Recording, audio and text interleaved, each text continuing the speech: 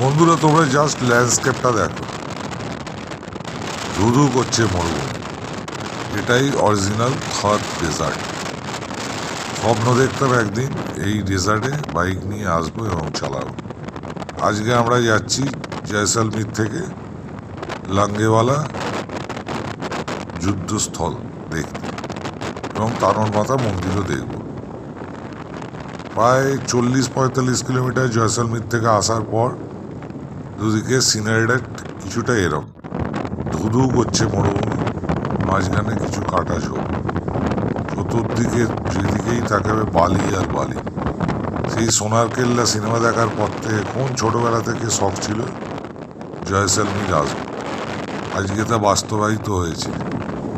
খুবই আনন্দ হচ্ছে, নিজেকে নিজের গর্বিত মনে হচ্ছে।